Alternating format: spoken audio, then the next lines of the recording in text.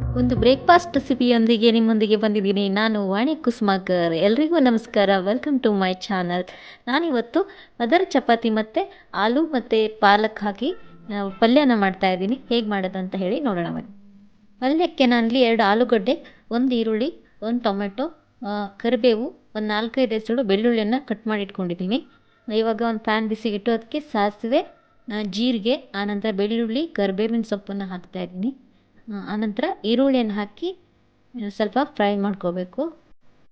ಚೆನ್ನಾಗಿ ಫ್ರೈ ಆದ ನಂತರ ನಾನು ಇದಕ್ಕೆ ಆಲೂಗಡ್ಡೆ ಮತ್ತು ಟೊಮೆಟೊನ ಹಾಕ್ತಾಯಿದ್ದೀನಿ.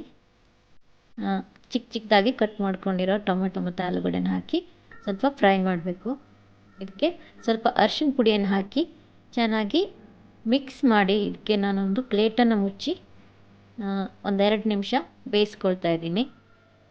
ಆನಂತರ 2 ನಿಮಿಷದ ನಂತರ ಇದನ್ನು ಮತ್ತೆ ಸೌಟಲ್ಲಿ ಒಂದು ಸ್ವಲ್ಪ ತೊಳೆಸಿ ಆನಂತರ ಇದಕ್ಕೆ ನಾನು ಉಪ್ಪನ್ನು ಬೆರೆಸ್ತಾ ಇದ್ದೀನಿ. ರುಚಿಗೆ ತಕ್ಕಷ್ಟು ಉಪ್ಪನ್ನು ಹಾಕ್ಕೋಬೇಕು.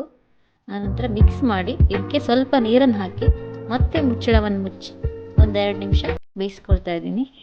ಇವಾಗ ಆಲೂಗಡ್ಡೆ ಎಲ್ಲ ನೀಟಾಗಿ ಬೆಂದಿದೆ. ಇದು ಬೆಂದಿದ ನಂತರ ನಾನು ಧನಿಯಾ ಪೌಡ್ರ್ ಅರ್ಧ ಸ್ಪೂನ್ ಹಾಕ್ತಾಯಿದ್ದೀನಿ.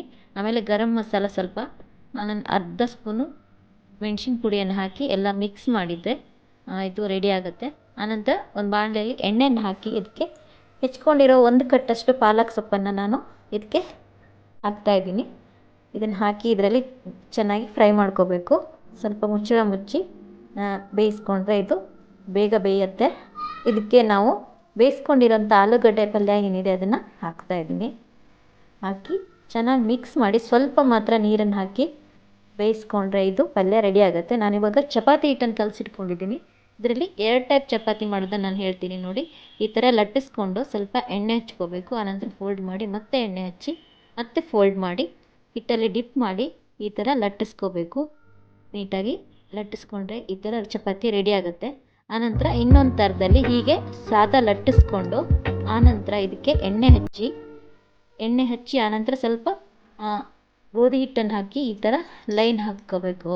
ಚಾಕುದಲ್ಲಿ ಹಾಕಿ ಆನಂತರ ಇದನ್ನು ಈ ಥರ ಸುತ್ಕೋಬೇಕು.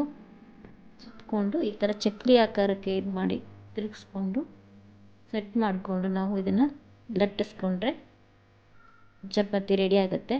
ಲಟ್ಟಿಸ್ಕೊಂಡು ನೋಡಿ ಈ ಥರ ನಿಧಾನಕ್ಕೆ ಇವಾಗ ರೆಡಿಯಾಗಿದೆ.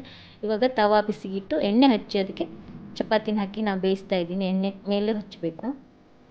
ತುಪ್ಪ ಆದ್ರೂ ಯೂಸ್ ಮಾಡ್ಬೋದು. ಇವಾಗ ಚಪಾತಿ ರೆಡಿಯಾಗಿದೆ. ಇವಾಗ ಪದರ್ ಚಪಾತಿ ಮತ್ತು ಆಲೂ ಪಾಲಕ್ ಪಲ್ಯ ರೆಡಿಯಾಗಿದೆ.